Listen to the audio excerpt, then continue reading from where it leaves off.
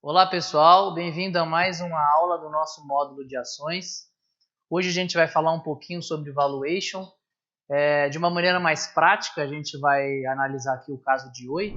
Primeiramente, falando resumidamente aí o que é valuation, depois da gente ter passado aí nas outras aulas sobre os tipos diferentes de análise fundamentalista, análise técnica. Dentro da análise fundamentalista a gente tem alguns caminhos, né? A gente pode seguir por fluxo caixa descontado, análise relativa, né, comparativa, uma análise mais qualitativa da empresa, do mercado, da governança. E aí no valuation, quando a gente vai fazer um valuation, basicamente o valuation é o quê? O preço, o processo de determinar o valor de um ativo, né? A gente faz valuation a todo momento. A gente faz um valuation se a gente vai querer comprar um imóvel ou não, se a gente vai querer comprar um carro ou não. Indiretamente a gente faz uma análise de valuation ali, muitas vezes até sem pensar racionalmente sobre o processo, mas a gente está fazendo às vezes até intuitivamente. Ali na parte focada em ações, o valuation é basicamente a gente compilar ali todos os modelos de análise que a gente mencionou ali na parte fundamentalista, né? Não entra a parte técnica nem gráfica no valuation. E aqui a gente vale a pena dar uma ressaltada sobre o conceito de valuation. Não é um conceito exato, né? Por isso até que aqui eu coloco aqui arte ou ciência, né? Porque tem um toque meio artístico até do investidor, que vai ali da experiência, da sabedoria. Por isso que a gente vê ali os grandes investidores do mundo são sempre uma pessoa já de cabelo branco, com bastante experiência, porque os modelos vão ficando cada vez mais atrelados muito à vivência do analista e do investidor, né? O investidor hoje é um investidor pior do que ele mesmo no futuro. Ele tende a aprender com os próprios erros e tal. E ali tem muita parte, além da quantitativa e matemática, estatística, a gente tem muito da qualitativa, né? Muito do conhecimento ali do mercado, da relação com as pessoas do mercado, da relação com a própria RI da empresa e até as grandes instituições como grandes fundos de investimento conseguem uma relação até mais intensa com os controladores, com o CEO, tudo isso faz parte da análise também, né? E aqui uma coisa é um conceito que a gente vê muito na parte de projeto, de engenharia, né, que é garbage in, garbage out, ou seja, não adianta você ter o software mais poderoso do mundo, se você colocar os inputs errados, você vai ter resultados errados, né? Um dos papas do valuation aí na atualidade, que é o Damodaran, ele tem um conceito de que quanto maior o número de inputs, maior a probabilidade de cometer erros, né? Esses erros tendem a se propagar ao longo do modelo, porque tem muita premissa, tem muita futurologia até, então tem que tomar cuidado para não começar a deixar o modelo complexo demais e até você já não consegue mais estimar direito e você tá com chance de trabalhar com erros muito grandes e basicamente isso pode te levar a um erro muito grave. Então, tem que tomar muito cuidado e não pode confiar às cegas a um resultado numérico meramente, né? E outro perigo do analista, dos investidores, é usar modelos inadequados, né? Conforme eu falei ali na parte o modelo de Gordon, que é um modelo já clássico, antigo, ele funciona ali para um determinado tipo específico de empresa, uma empresa madura, uma empresa que já paga dividendos de uma maneira até mais constante, o que não se encaixa nem um pouco no modelo de empresa de tecnologia, uma empresa mais startup ainda em crescimento. Então, tem que tomar muito cuidado com o modelo.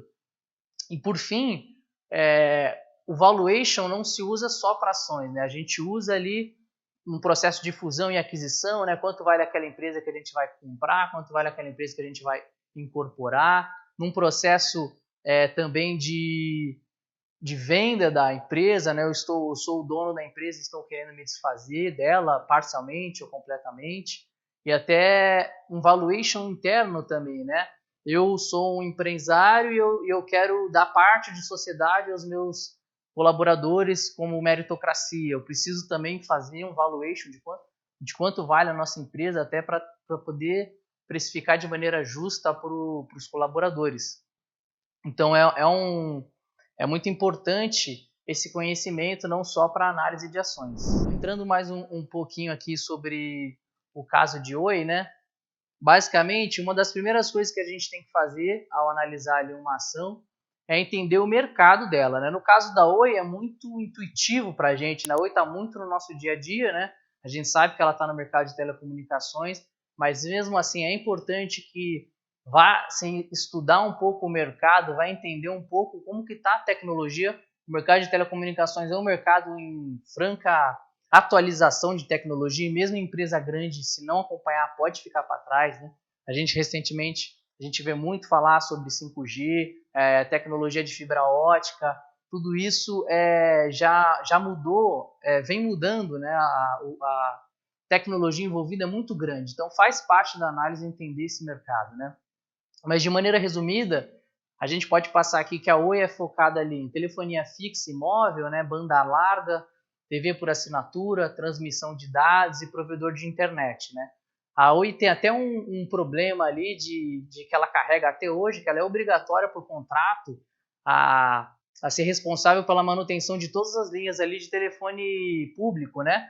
O famoso orelhão que a gente quase não usa mais. E isso, por exemplo, é uma coisa que a Oi tem que carregar. Ela tem uma obrigação contratual com o governo, e isso é um custo enorme que gera pouquíssimo valor à sociedade. Então, esse tipo de coisa tem que fazer parte da análise ali, você entender até as obrigações dela, de quando ela foi privatizada, e esse tipo de coisa ela carrega até hoje. É uma coisa até que não existe um projeto de lei aí para reformular e modernizar esse tipo de situação que o mundo mudou, né? O mundo, em termos de tecnologia de comunicação, a gente não precisa mais de orelhão como precisava há 10, 20 anos atrás, né? E, além de tudo, a Oi, né, ela é a maior operadora de telefonia fixa do país e uma das maiores em telefonia móvel, né?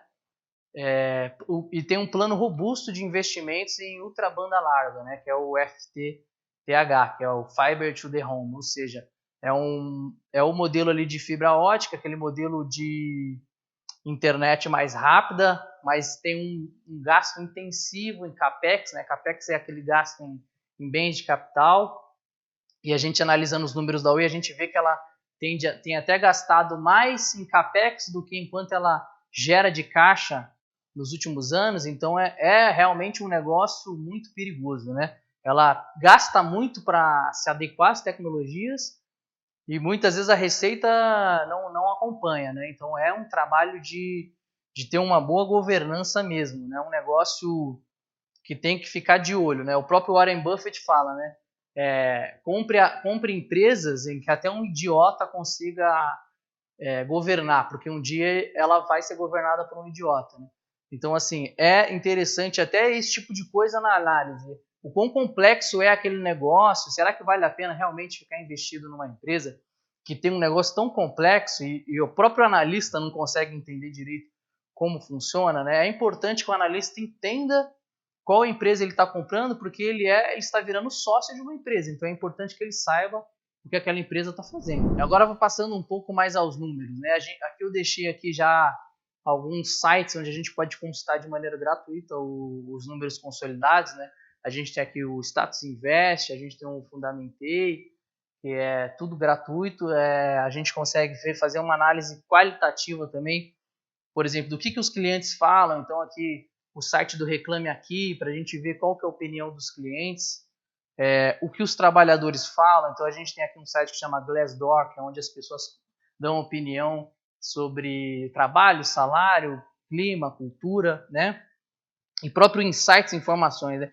O investidor, quanto mais informado, melhor ele tende a tomar a decisão, né? Então, você tem amigos, você tem parentes que trabalham lá, então conversa com eles, sabe? Quanto mais informação você conseguir, melhor. Pesquisa na internet o que as pessoas estão falando, que você tem cliente, você tem amigos que é cliente, pergunta o que eles acham, né? Eu mesmo não tenho uma boa experiência com o Oi. Eu colocaria ali na minha análise que eu já tive Oi como internet em casa, e era quase toda semana ligando para pedir, para ver algum problema no sinal, era recorrente. Eu lembro de amigos meus no período da faculdade, não tinha um sinal de Oi lá, Então, assim, eu lembro do pessoal, eu tenho na minha memória uma concepção de que a Oi é meio ruim em sinal de celular. Então, assim, esse tipo de coisa é bom colocar na análise, mas conforme eu falei até em outros blocos, é importante a gente até deixar isso claro, anotado, para a gente tomar cuidado para não ser enviesado e às vezes deixar passar uma oportunidade só porque eu tive uma má impressão de uma boa empresa. Mas não é o caso quando eu começo Não é o caso da Oi, por exemplo. Eu não considero ela uma boa empresa. Quando eu olho os números, a gente vai dar uma olhada nisso mais à frente. Vamos clicar aqui nesses sites e dar uma investigada aqui. Pessoal, abrindo aqui o Status Invest, a gente vai conseguir dar uma olhada nos principais números da Oi, né? O que é legal de olhar, né? A gente já pode dar uma olhada aqui, se a gente pegar os últimos 5 anos, a gente vê que a Oi vem já apanhando pelo mercado, né? Em grandes sobes e desces aqui, chegou em 2017 ali em 4,40. Se a gente tentar ampliar aqui o período, aqui no caso teria que ter cadastro, mas assim, a gente vê historicamente, a gente vê que a Oi um período mais longo chegou até o valor de perto dos R$70, então vale até mencionar dos perigos do investimento em ação, né? A gente imagina um cara que entrou ali com R$70, comprando ações a R$70 e hoje a gente vê a ação na casa dos 2, né? O cara perdeu boa parte do patrimônio se ele simplesmente deixou a ver a navio sem ficar investigando, sem decidir quando vai sair.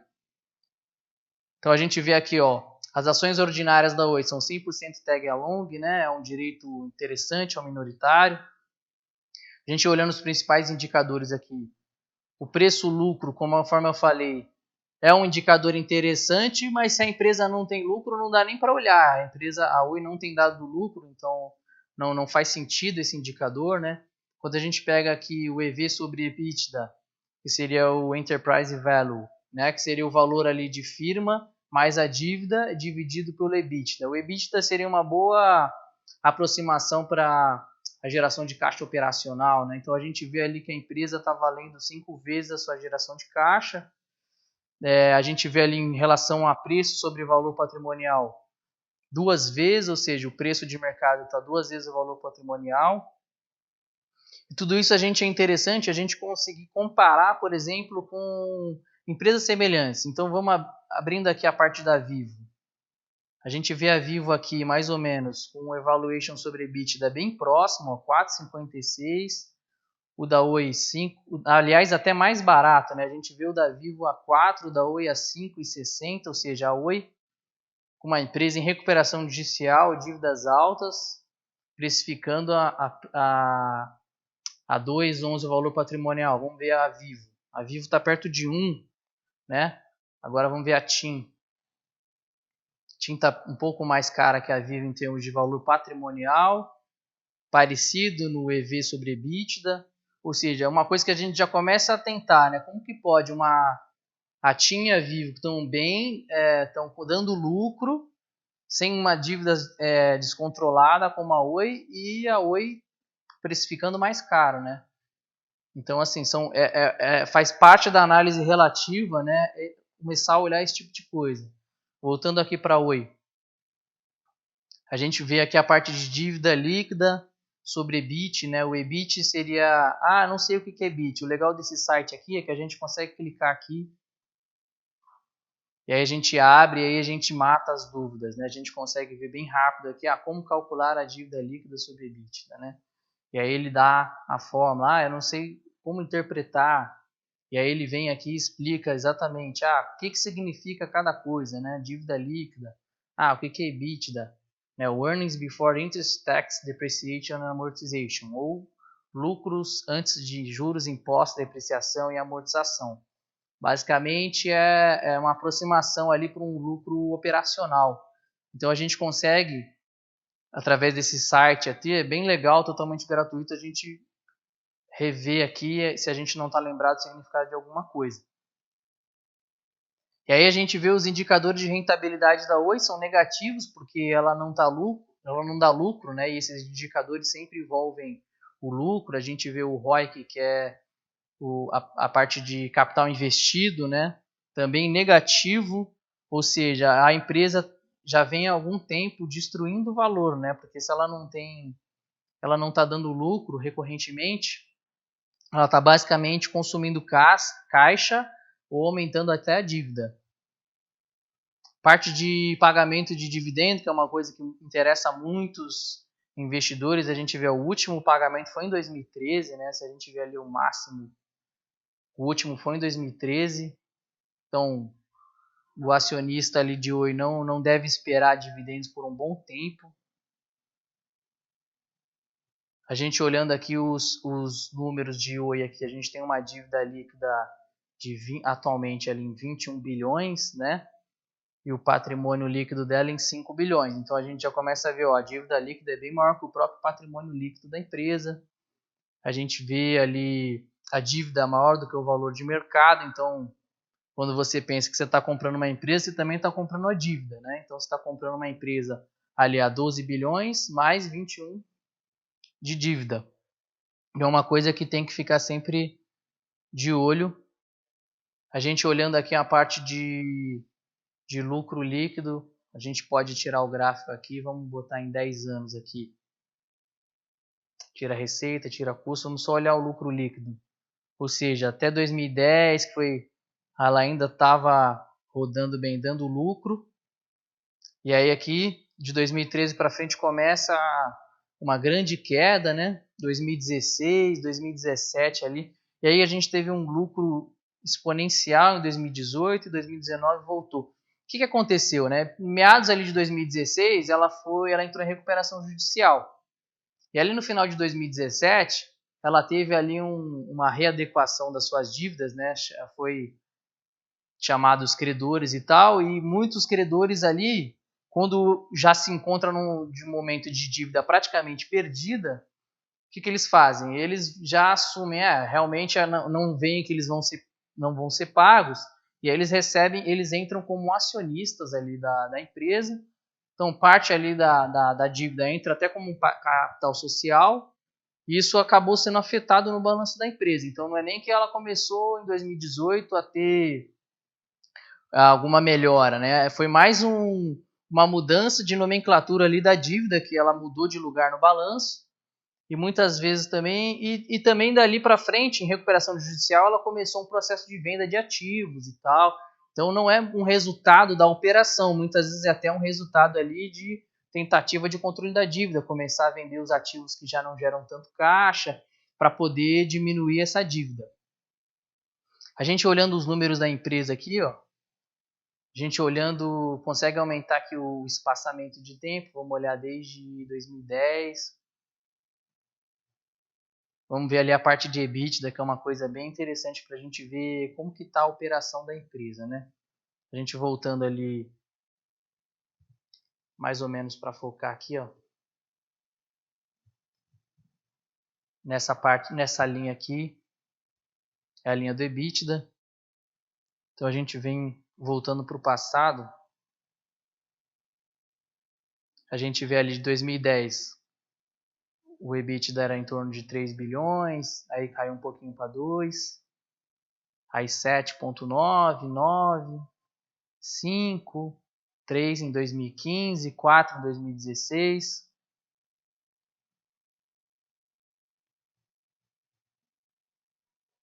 E aí já vem 2015 a 3, a 4, a 2, já começa a dar uma diminuída. Se a gente começa a comparar isso com a dívida líquida aqui, que é a última linha, aqui o sistema não mostrou, mas a gente vê aqui a parte de rentabilidade da empresa negativo em 2011, negativo no ROIC também, e aí 2012 teve um período positivo, e depois negativo aqui, negativo, negativo, ou seja, ela vem ano após ano com as métricas de rentabilidade praticamente negativas, né? Ou seja, destruindo muito o valor do acionista. A gente pode olhar também por margens aqui, por exemplo, vamos olhar aqui a margem líquida, que mediria ali a eficiência em reter ali o parte do lucro. Ela vem caindo desde 2010, ficou negativo. E aqui aconteceu aquele lance que eu expliquei anteriormente, olhando o lucro, né? Parte de balanço. Vamos olhar aqui os últimos 10 anos. Se a gente começa a olhar só a parte de... Mais fácil aqui a gente tirar. Vamos começar a olhar só ali o ativo circulante e o passivo circulante para a gente começar a olhar. O ativo circulante e o passivo circulante é sempre de 12 meses para menos, né? Ou seja, a capacidade, o ativo circulante é aquela capacidade de virar dinheiro em 12 meses, e o passivo circulante são aquelas dívidas de curto prazo, né? Ou seja, até 12 meses. Então a gente vê ali em 2010 era mais ou menos controlado, 2011 o passivo começa ali a aumentar, 2012 começa a aumentar muito, 2013 também, 2014 deu uma melhorada, 2015, 16 e 17 fica assim desesperador, né? A gente vê o passivo circulante, ou seja, a dívida de curto prazo, quase chegando ao dobro da capacidade de pagar no curto prazo. Então foi ali em 2016 que ela pede recuperação judicial, e por conta da recuperação judicial, que em 2017 a gente vê explodir a dívida de curto prazo. Por quê? As dívidas de longo prazo, elas têm uma cláusula em que quando a empresa começa a reconhecer calote de algumas dívidas, todas as dívidas de longo prazo são acionadas essa cláusula em que elas viram dívidas de curto prazo também, né? Porque é como se os outros credores comecem a ficar com medo, pô, não está pagando ninguém, e aí por isso que vem o passivo circulante ali, dá essa explodida em 2017, ela entra em recuperação judicial, há então uma conversa com os credores, eles viram acionistas, há uma readequação da dívida, e aí em 2018 e 2019 essa dívida cai, mas não é por conta de grandes eficiência operacional, é mais um acordo ali, né? Tanto é que a gente volta a ver o passivo não circulante a crescer de 2017, 18 e 19 por conta disso, né? Em 16 e 17 você vê que ele fica menor porque o curto prazo aumenta por conta dessa cláusula que eu mencionei, e em 18 e 19 a gente já vai vendo, por conta dessa readequação, a dívida de longo prazo ali aparecendo de novo no balanço. E aí a gente vendo o ativo não circulante ali, a gente vê também muito próximo, né? Então é uma empresa que está rodando dentro do perigo, né? Olhando ali só o patrimônio líquido, então a gente vê ali em 2017 o patrimônio líquido ficando negativo, né? Por conta ali assumindo ali a recuperação judicial, ou seja, a pouca capacidade de sobreviver às dívidas. Então aqui nesse site a gente consegue dar uma olhada no balanço, a gente consegue dar uma olhada como que está a empresa, mas é legal também a gente abrir o próprio site da empresa. E aqui no site da empresa a gente consegue olhar as informações financeiras, os resultados trimestrais, os relatórios anuais, ou seja, tem ali o resumo do que os executivos estão falando, né? Os ratings aqui é bem legal para a gente ver que nota que o pessoal o que as empresas que analisam o risco, né, mundialmente, tem a Fitch, a Moody's e a S&P, né? Todos eles ali dando um rating bem baixo, né, em termos de risco para a empresa. A gente consegue ali, é importante que o investidor ele navegue bastante no site de RI da empresa, então é bem fácil de encontrar, clica no Google RI e o nome da empresa que você quer encontrar, você sempre vai chegar nesse site. A gente consegue ver ali muita informação da empresa, né?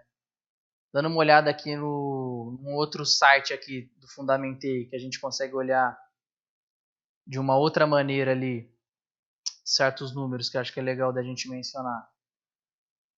Vamos apagar aqui para a gente conseguir enxergar melhor.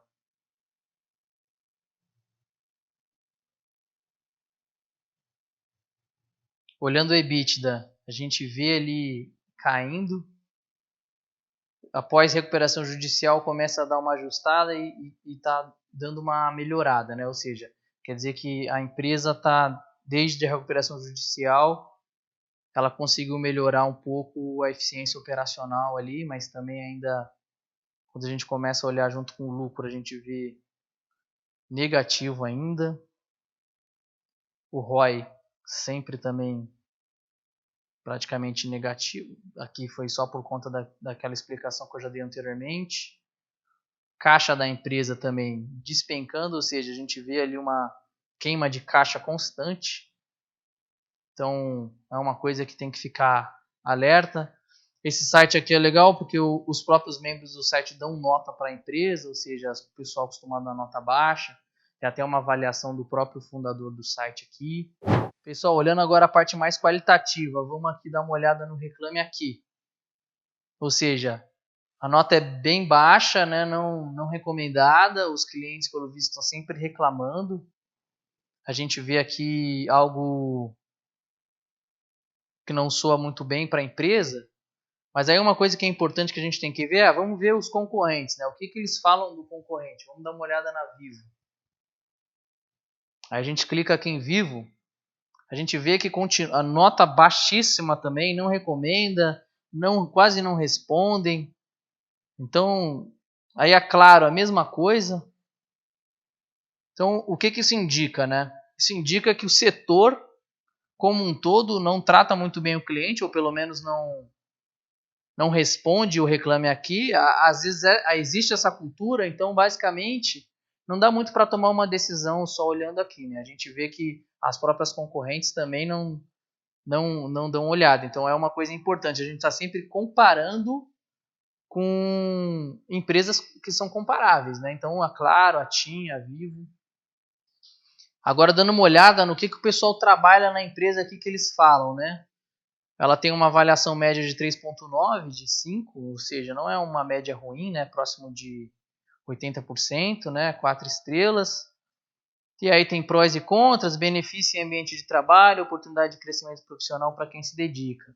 Contras, aí o próprio contra não existe oportunidade de crescimento, ou seja, tem alguém falando que tem e tem gente que não, mas é legal passar ali, a gente vai olhando ali para ter uma noção. De maneira geral, parece que quem trabalha lá gosta.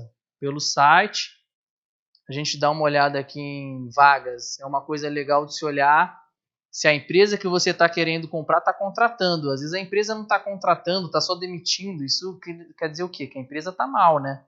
Então é uma coisa importante de se olhar.